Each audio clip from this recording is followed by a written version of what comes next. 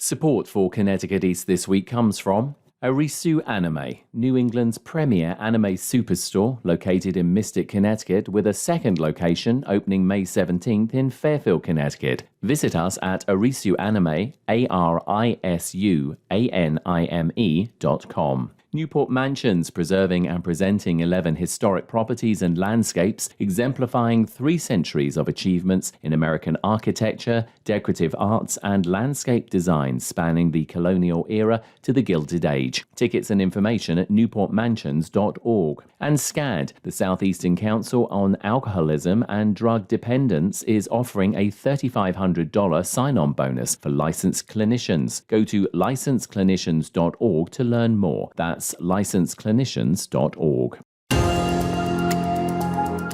They number in the thousands. We're talking about people who are homeless.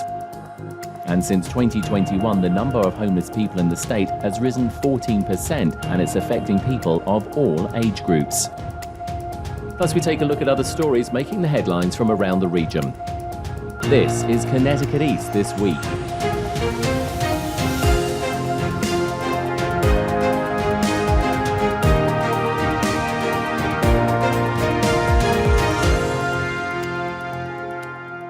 Hello, I'm Brian Scott Smith. It's a constant battle in the state and across the nation, that of homelessness. And since 2021 and the pandemic, the number of people who are homeless here in Connecticut has risen 14%. On any given night, around 4,000 people are using homeless shelters, and another 800 people are sleeping elsewhere, like their cars, camps, and even outside. And it's affecting everyone, whatever your gender or age, from young to old, college students, and even people who are employed, as rent prices skyrocket and evictions that were stopped during the pandemic have resumed. And the situation is exacerbated further by the lack of shelter space and affordable housing in the state. No region or county is unaffected by the homelessness situation. I sat down with Kathy Zoll, Executive Director of the New London Homeless Hospitality Centre that provides shelter and services for those who are unhoused.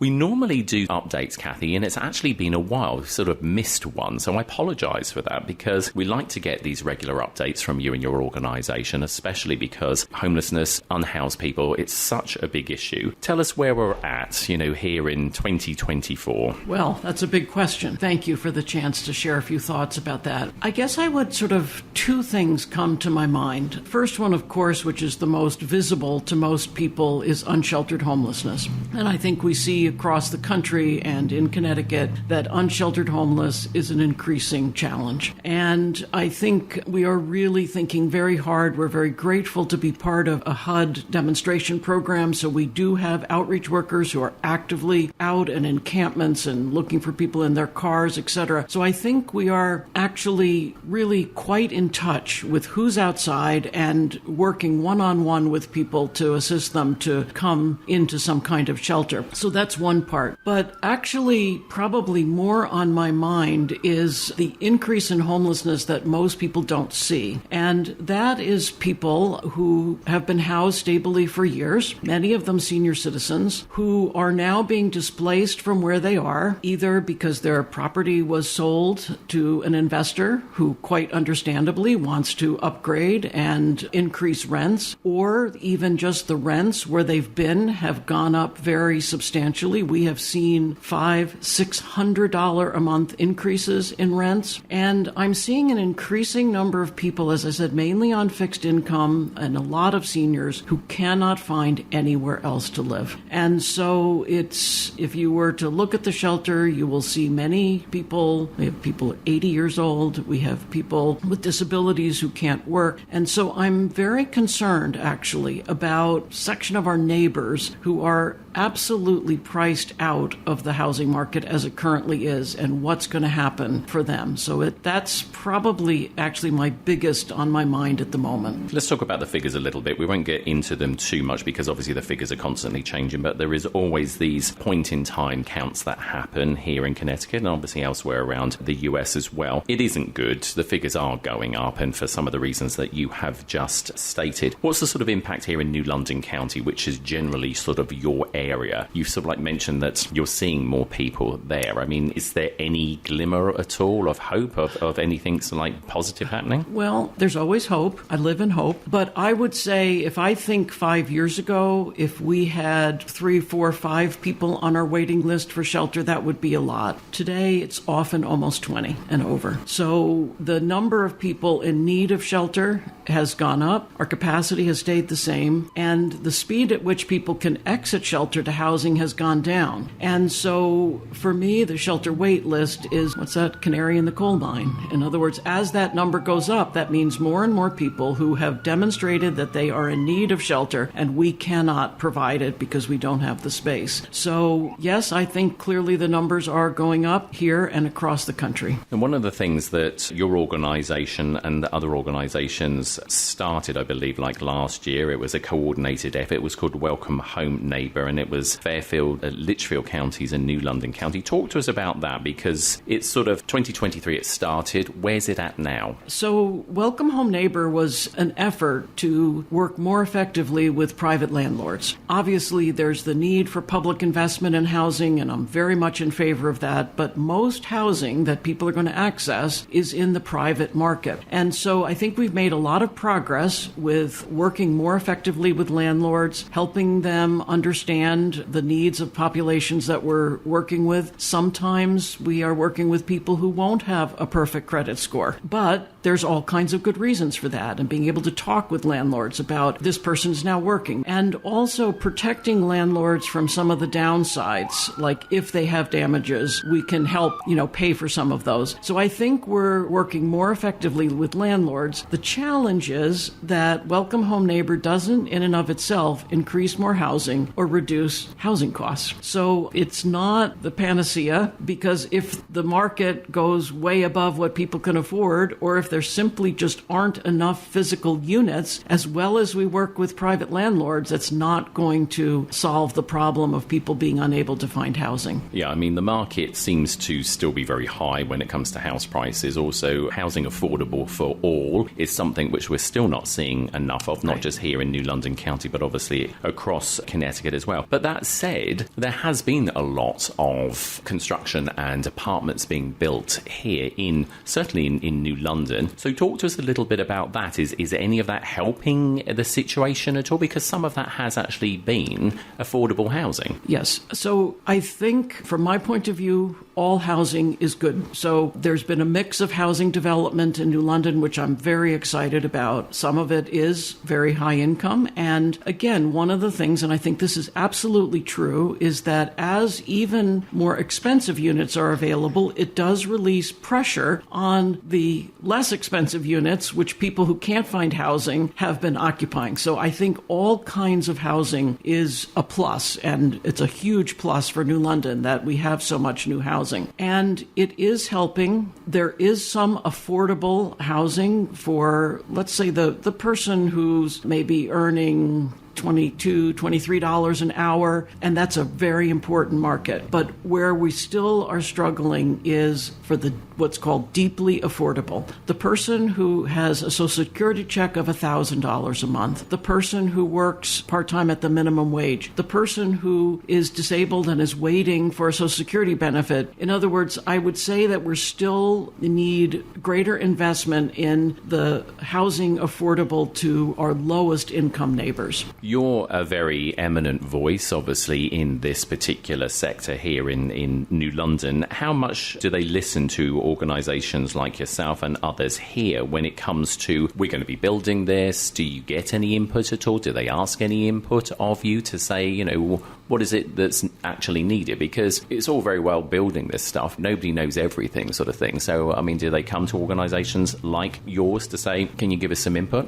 Not really. I mean, again, I think we need to recognize that housing development in New London and probably most of the United States is driven by the private market. There are some public projects, but it's driven by the private market. So there's a whole variety of private developers who are out making decisions, and are influenced by public policy. They're influenced by tax credits that's available to make their project more affordable if they have some units that are less expensive. But I don't get the sense of some kind of a strategy overall that's guiding this and is saying, here's a need, let's reach out and find a developer who wants to do this. I think, though, that from a public policy point of view, the biggest challenge for me, and this is very active in the legislature now, is zoning. So even where there are people that would like to do some creative, affordable housing, making housing affordable often goes with higher density, right? The one-family house on a half an acre is never going to be, I think, as affordable as a townhouse or a small apartment complex. And across the state, the opposition to any kind of higher density housing from local zoning has been very intense. And honestly, knowing that you're going to have to navigate the hurdles of a long, complicated, expensive zoning process, I think does discourage people who might otherwise be considering developing this kind of housing. Is that also in part, though, because the state sort of a little while ago was sort of getting on their high horse a bit and was like saying we may start dictating to the municipalities when it comes to the zoning. And of course, nobody likes to be told what they can do in their own backyard. So did the state handle that a little bit badly? I am no expert on this. The only thing that I think I could say as just a person at the ground level is that for me, the housing crisis is very much a supply crisis. It's an income side too. I'm not saying that, but it's a supply crisis. We need much more housing. And how that should be accomplished with mandates, with investment, with whatever, but I have not yet seen the strategy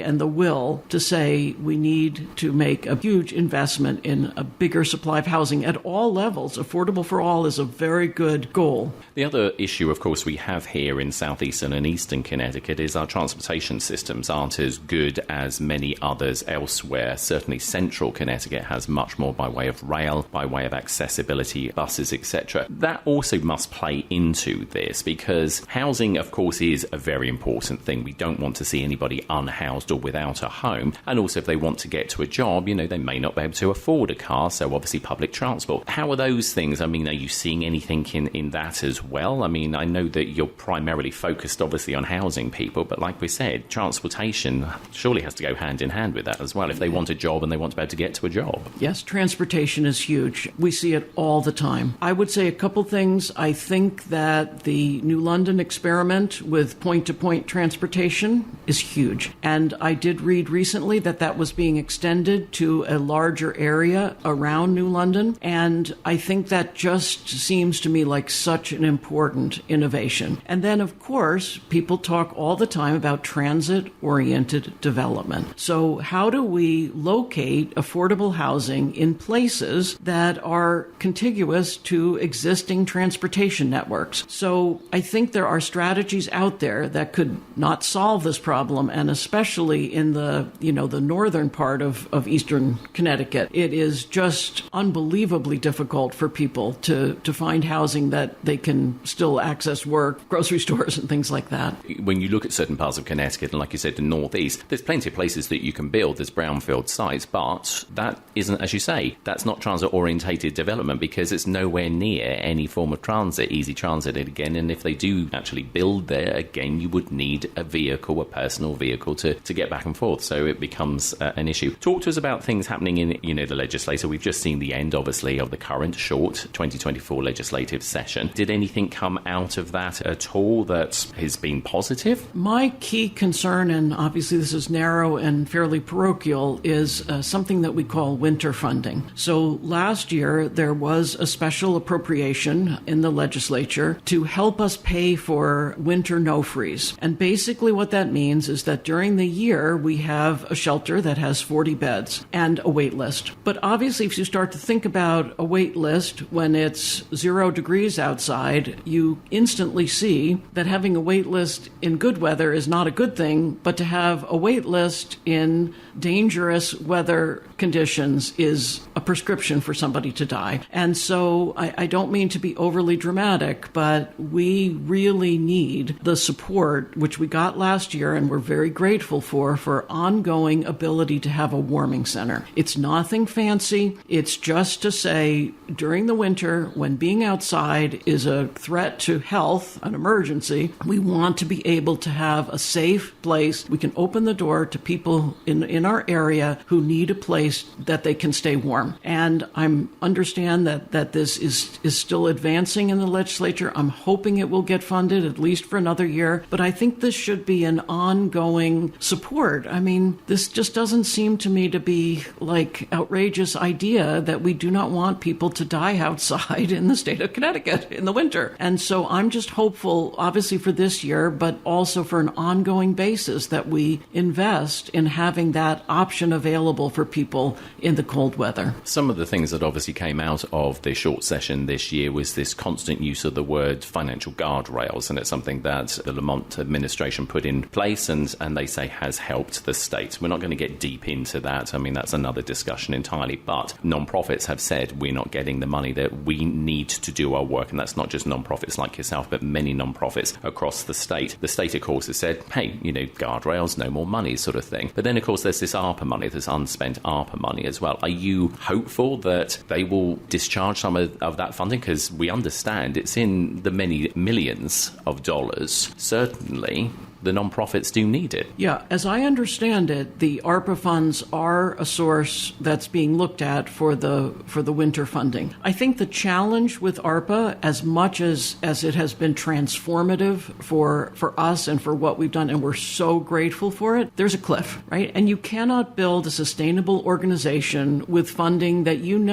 is going to disappear on June 30th of 2025. So I think the state faces a difficult challenge, which is to use that ARPA money effectively, but it's not going to be able to address the long-term issues of sustainability of the ongoing work that I think the not-for-profit sector is doing. Way beyond my pay grade to understand how to do that, but it's not going to be that one-time funding. We need a sustainable funding source for the kind of work that needs to be done. Also seems as well that everywhere you look, costs are just going up all the time, or they're not coming back down. I mean, we all went through that pandemic. We saw things go up in price, like supply chains. We're hopefully now seeing the back of that, but we don't seem to be seeing prices come back down. So again, this must be impacting non-profits as well as, other sectors. How is that affecting you? I mean, is your money stretching any further or not? Well, I would say the primary impact, of course, we've talked about is rent costs. And that's not just affecting people experiencing homelessness. That's impacting staff. So this is probably one of the first years that I remember staff members facing the prospect of homelessness. So, in other words, I think that's the biggest impact, is that we need to be able to pay a living wage to the people that are doing this very difficult work so that they can get to work and concentrate on work and not be worrying about battling homelessness. But the other thing I do think is that we in the not-for-profit sector need to keep thinking, how can we do better? How can we rethink what we do? How can we be more effective? Because there's always ways, right? There's always ways to do things better, to rethink, to use technology more effectively, and many other,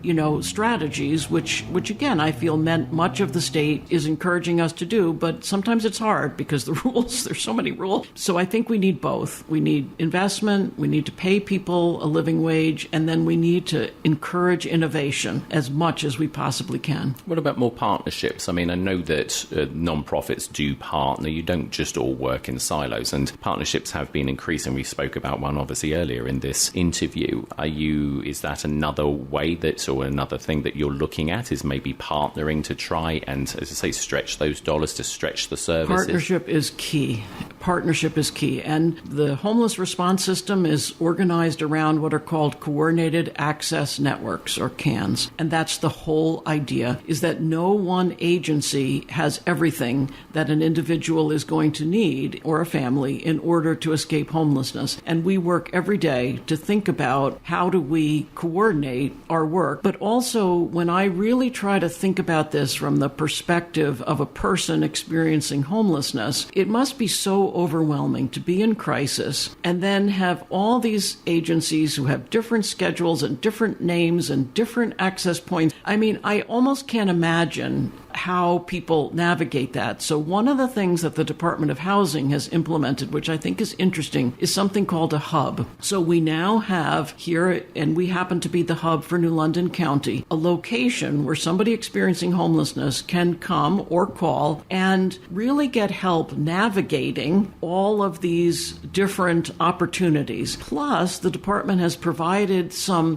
flexible funding. Let's say I'm released from incarceration. You're released from incarceration wherever you were sentenced, but maybe you're not from here, and maybe a bus ticket would help you get home to Arkansas or to Boston, but you don't have any money. So the idea, that's just one simple example of a hub, is a place where somebody can go. We can help them. Can you reconnect with your family? We can help them figure out how to get a bus ticket. We can help them with the cost and many, many other things like that. So I'm very excited about that because it's collaboration between agencies, but it's also kind of helping an individual navigate that partnership, those partnerships. So I think that's a really positive step. It's been great talking to you. As I said, it's been a while since obviously we did a catch up with you. Any final message before we go? I guess I would just try to encourage people to think that we are one community. And as much as we think we can separate ourselves from the challenges of our neighbors who are experiencing homelessness, we are one people, one community. And so I just like to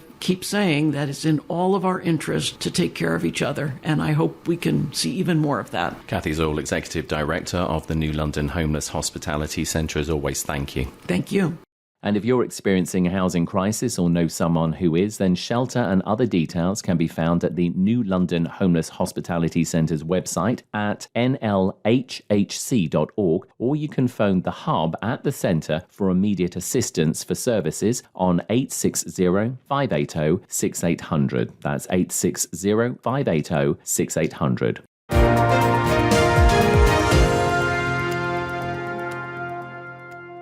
Connecticut East This Week is made possible by Arisu Anime, a Japanese pop culture haven nestled in Mystic and Fairfield, Connecticut, specializing in anime and manga merchandise, featuring an integrated Japanese convenience section designed to mirror Tokyo's vibrant streets. Arisu offers an immersive shopping experience, complete with towering statues and authentic capsule machines. Whether you're a seasoned collector or a curious newcomer, Arisu invites you to explore a world where fantasy and reality merge at Arisu Anime. That's ARISUANIME.com. Newport Mansions, as seen on HBO's The Gilded Age. Newport Mansions preserves and protects 11 historic properties and landscapes in Newport, Rhode Island, exemplifying 3 centuries of achievements in American architecture, decorative arts, and landscape design. Plan your visit this year and attend some of the mansion's signature events, including the Newport Flower Show, June 21st to 23rd, Newport Mansions Wine and Food Festival, September 20 to 22nd, and holidays at the Newport Mansions, November 23rd to January 1st. Tickets and information at newportmansions.org. And SCAD, the Southeastern Council on Alcoholism and Drug Dependence, is looking for licensed clinicians and is offering the top benefits packages in the state. Go to licensedclinicians.org to learn more. That's licensedclinicians.org. Time now for a look at other stories making the headlines this week. The Connecticut 2024 legislative session has come to an end. One of the big agenda items was the state's Unspent American Rescue Plan Act funds, known as ARPA, that were provided by the federal government to aid public health and economic recovery from the COVID-19 pandemic. The unspent funds must be assigned by December 31st of this year, or the money must be returned to the federal government. Connecticut has around $370 million in unspent ARPA money, and because because of fiscal guardrails set out by Governor Lamont in the last budget, the legislature are using these funds to plug gaps and provide additional funding in what has been called a budget stabilization bill that avoids them formally adjusting the state's $26 billion budget that was adopted last June for the 2024-2025 fiscal year. The bill will go to the governor to sign, and included in the bill, higher education in the state is earmarked to get around half of the stabilization funds or ARPA money, which would go to the state's community colleges, regional state universities, and to UConn. The bill will also provide around $50 million for nonprofits in the state that deliver the bulk of state-sponsored social services for people with disabilities or patients struggling with mental health or addiction issues. There is also $18.8 million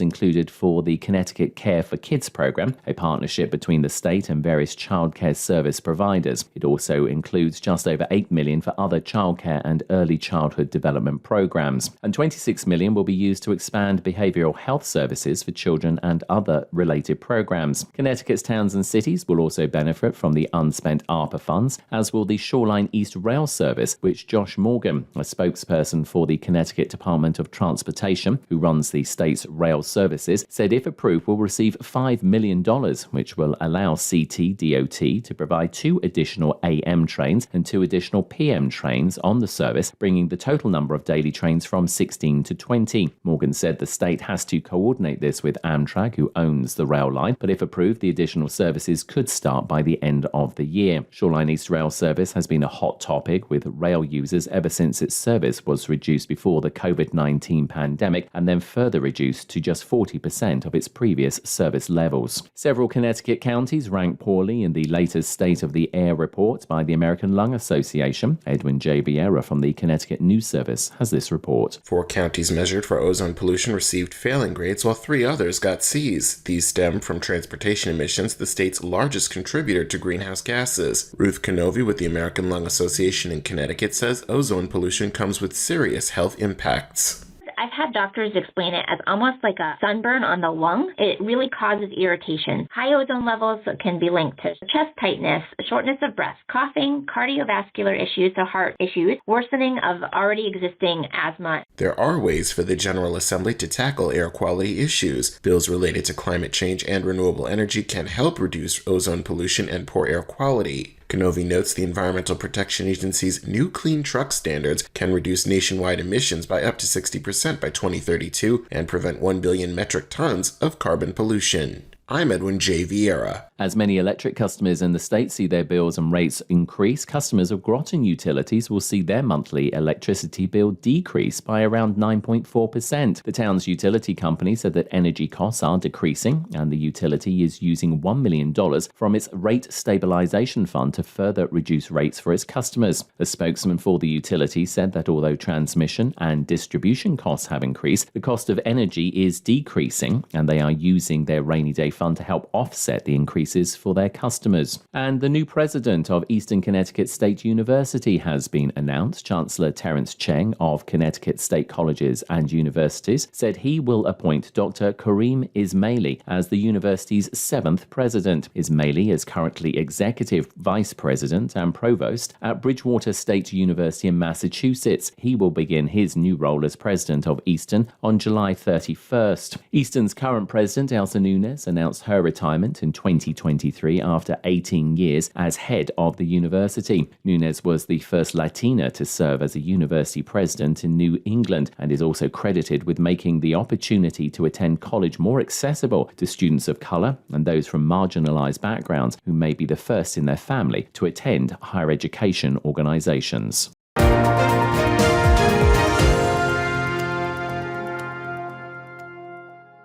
That's all from us for this edition. Do send us your questions and story ideas to the show via our website at connecticut-east.com or Facebook or Twitter at Connecticut East and on Instagram at Connecticut East This Week. And you can listen to the show again on our social platforms, on demand, and by asking your smart speaker to play Connecticut East This Week podcast. And please like, follow, and share on your social media too. I'm Brian Scott Smith. Thank you for listening.